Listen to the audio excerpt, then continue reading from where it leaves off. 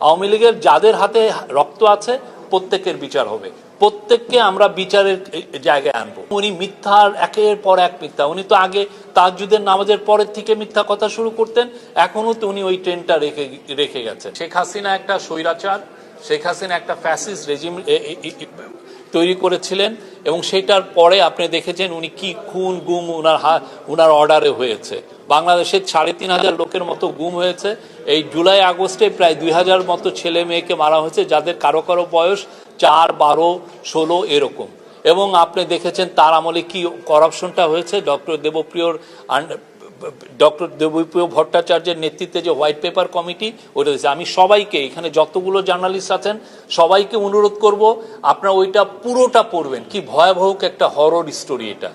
সেই জায়গা থেকে শেখ হাসিনা এখন কি কি বলছেন সেটার মুখ্য বিষয় না।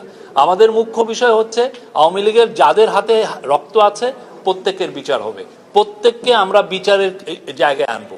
আর বাংলাদেশের পার্টিগুলো ডিসাইড করবেন আওয়ামী লীগের পলিটিক্যাল ভবিষ্যৎ কি হবে। কিন্তু সোফার আমরা দেখছি যে আওয়ামী লীগের কারো মধ্যে কোনো অনুশোচনা নাই, বরং উনি মিথ্যার একের পর এক মিথ্যা। উনি তো আগে তাহাজ্জুদের নামাজের পরের থেকে মিথ্যা কথা শুরু করতেন, এখনো তো উনি ওই ট্রেনটা রেখে গেছেন।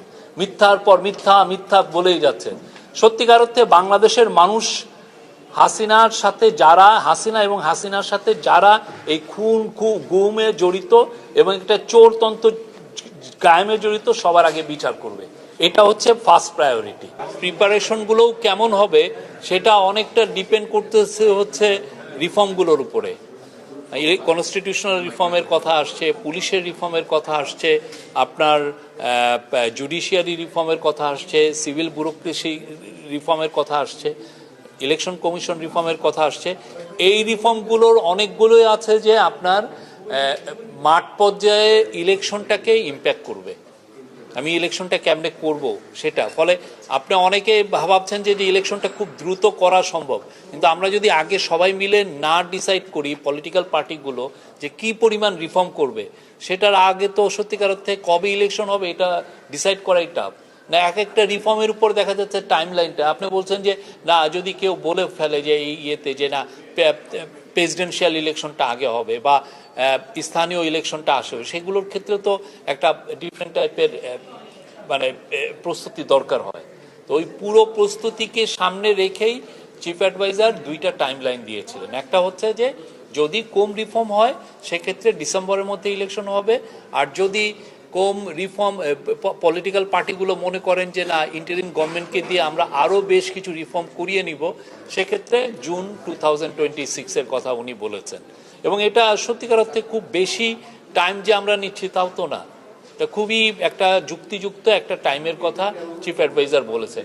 আপনার মনে রাখতে হবে যে এই গভর্নমেন্টে যারা আছেন তাদের কারোরই এই পাওয়ারের প্রতি লোভ নাই। তারা তাদের স্ব জায়গায় তারা বুৎপত্তি অর্জন করেছিলেন এবং তারা সেই জায়গাগুলোয় আবার সেই জায়গায় কাজ করে ওনারা আনন্দ পান, ওনারা ওই জায়গায় ফিরে যাবেন। তো আমাদের একটা নৈতিক দায়িত্ব দেশকে একটা বাংলাদেশের ইতিহাসের সবচেয়ে ভালো ইলেকশনকে উপহার দেওয়া, এবং চিফ অ্যাডভাইজার সেই জন্য বলেছেনও, এবং সেই আলোকে আমরা কাজ করছি। এবং আমরা আশা করি বাংলাদেশের যে ইলেকশনটা হবে সামনে, এই রিফর্মগুলো করা যেগুলো খুব দরকারি রিফর্ম, সেগুলো করার পরে সেটা বাংলাদেশের একটা ঐতিহাসিক ইলেকশন হবে এবং বাংলাদেশের মানুষ যারা গত 15 বছর ভোট দিতে পারেন নাই, তারা সবাই আনন্দের সাথে খুব উৎসব মুখর পরিবেশে ভোট দিবেন এবং তাদের যেটা পছন্দের পার্টি তাদেরকে ইলেক্ট করবেন।